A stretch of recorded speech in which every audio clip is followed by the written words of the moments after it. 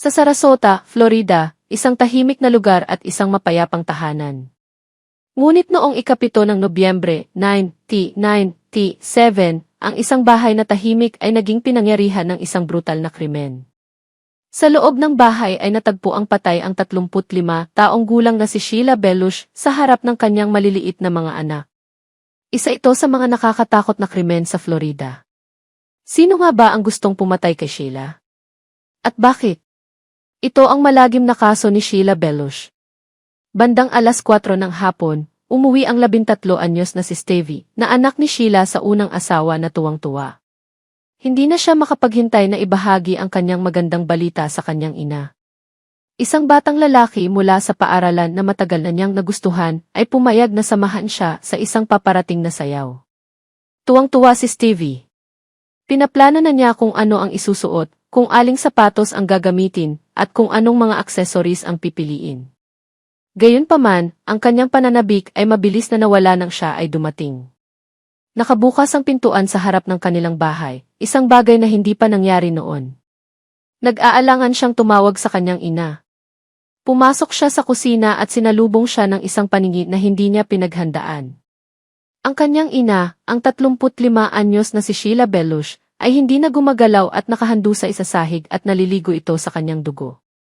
Natakpan ng dugo ang mga dingding at maging ang counter ng kusina. Nataranta ang batang babae at minadaling inabot ang telepono sa kusina. Siya ay natatakot at hindi alam kung ano ang gagawin. Ang kanyang puso ay tumitibok, siya ay natisod patungo sa silid tulugan, kung saan ang isa pang telepono ay kanyang nakita. Tinawagan niya ang emergency number, ngunit pagkatapos lamang ng isang segundo, nag-alinlangan siya at ibinaba ang tawag. Desperado na maniwala na hindi ito totoo, binalikan niya ang kanyang mga hakbang patungo sa kusina. Ngunit walang nagbago. Ang dugo. Ang katawan. Ito ay tunay na nangyayari. Tumawag siya ulit sa emergency hotline na Hello? Hi, this is the 911 center. What's the matter? Oh my God. Okay, and what's going on? My mom. Your mom what? My mom is dead. Okay, what makes you think that? There's blood all over the place and she has a cut on her neck. Sarah, Oh my God. then you can make her No, it's like cut. Yeah.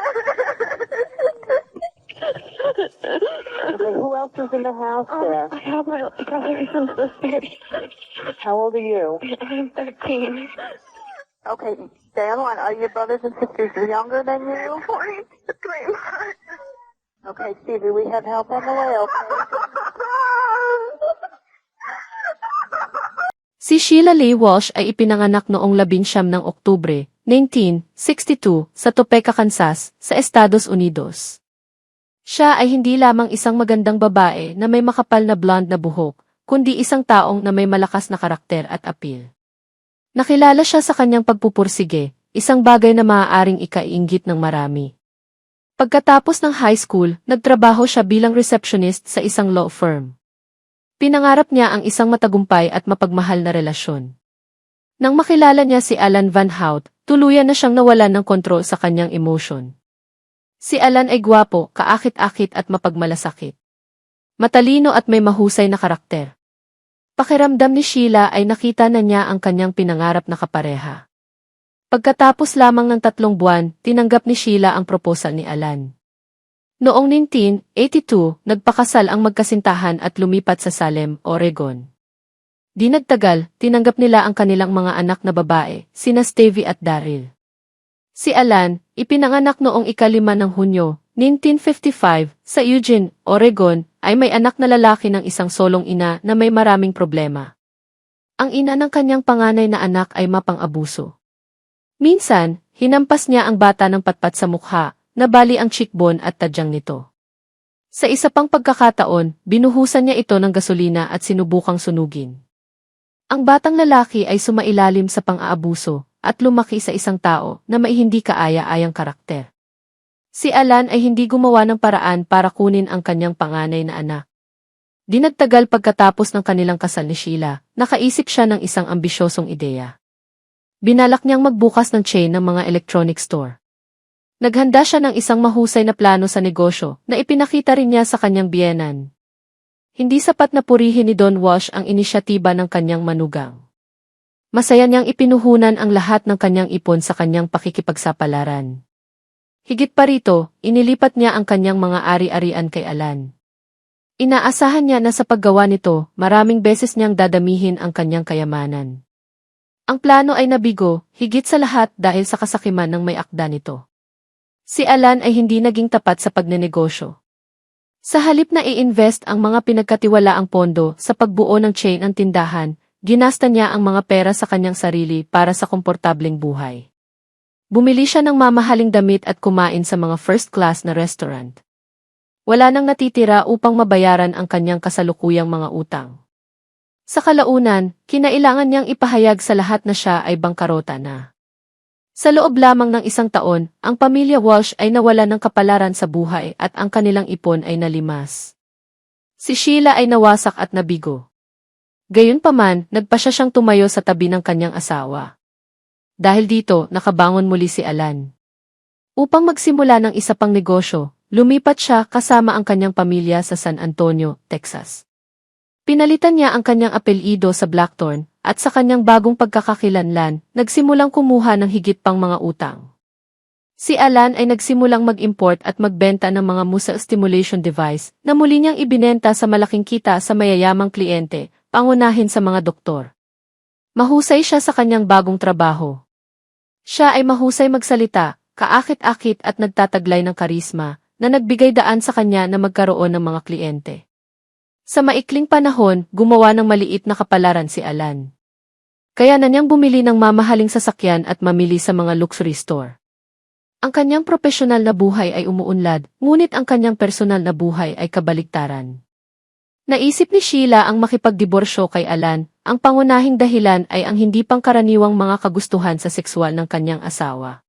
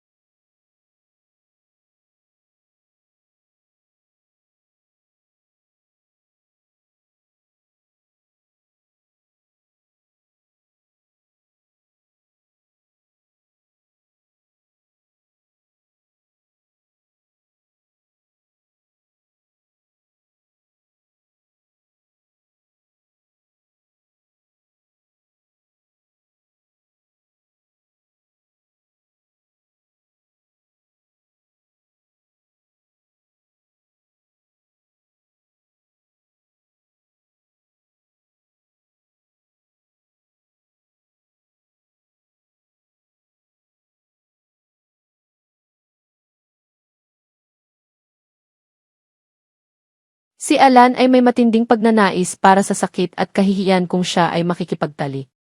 Regular siyang nakikipag-ugnayan sa mga kababaihan para sa mga intimate session na kinasasangkutan ng power dynamics. Ang mas masahol pa, inaasahan niyang panoorin ng kanyang asawa ang mga eksenang ito. Noong una, pumayag si Sheila sa lahat para sa kapakanan ng pamilya. Sa paglipas ng panahon, gayunpaman, siya ay dumating sa konklusyon na hindi na niya kayang tiisin ang mga ito. Nagkaroon ng depression si Sheila dahil dito. Ang masayahin at may kumpiyansa na babae ay naging nerbiyosa. Ang masama pa nito, naging agresibo si Alan sa kanya. Noong una ay pagsasalita lang ito, ngunit hindi nagtagal ay naging pisikal na din ito. Isang araw sinubukan ni Alan na lunurin ang kanyang asawa sa banyo, at sa ibang pagkakataon, brutal niyang binugbog ito. Iniulat ni Sheila ang lahat ng mga insidente sa pulisya. Noong panahong iyon, hindi niya namalaya na may kasaysayan si Alan ng katulad na pag-ugali sa kanyang dating asawa. Noong 1987, pagkatapos lamang ng 5 taon na kasal, nagpasya ang mag-asawa na magdiborsyo.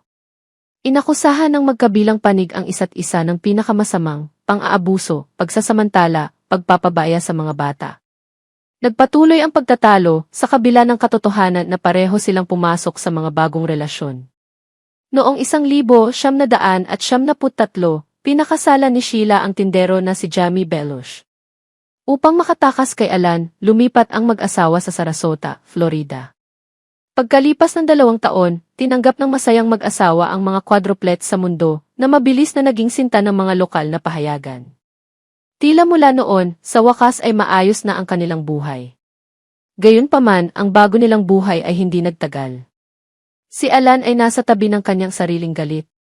Hindi niya matiis na ang kanyang dating asawa na si Sheila ay hindi lamang nakakuha ng buong kustodya sa kanilang 2 anak na sina Daryl at Stevie, ngunit nagawa ring mawala sa kanyang radar. Nang lumipat ang pamilyang Belush sa Florida, nagpadala si Alan ng isang pribadong investigador. Pagkatapos ay nagsimula siyang magplano ng isang kakilakilabot na paghihiganti. Gusto niyang pagbayaran si Sheila sa mga insultong ginawa nito sa kanya. Upang makamit ang kanyang layunin, bumaling si Alan sa isang kaibigan na regular niyang kasama sa golf para sa tulong. Si Daniel Rocha ay isang manloloko na humahanga sa kanyang mayamang kaibigan na parang isang huwaran. Palagi siyang kapos sa pera para suportahan ang sarili niyang pamilya. Si Alan ay isang hindi matamo na figura para tularan niya.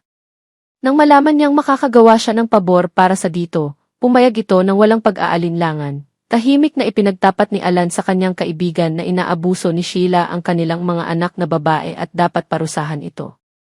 Sa una, iginiit niya ang pambubugbog, ngunit pagkatapos ay binago ang kanyang plano sa pagpatay. Sa pamamagitan ng kanyang mga koneksyon, natagpuan ni Rocha ang isang lalaking handang magsagawa ng pagpatay sa inosenteng ina ng 6 na anak kapalit ng $14,000. Ang lalabaho ay si Luis Del Toro. Noong Nobyembre 7, 1997, si Del Toro ay nagtungo sa Sarasota sa isang kotse na nakarehistro sa kanyang lola. Siya ay tumigil ng 2 beses. Ang unang hinto ay sa isang sports shop, kung saan bumili siya ng isang set ng damit. Ang pangalawang hintuan ay sa isang gasolinahan. Si Del Toro ay naligaw sa lugar at kailangang humingi ng direksyon. Nang sa wakas ay dumating siya sa address, pumasok siya sa bahay at naghintay ng tamang oras. Hawak ang isang pistol, pinanood niya si Sheila, na nag-aalaga sa kanyang 4 na anak, at nagsimulang magkaroon ng mga pagdududa.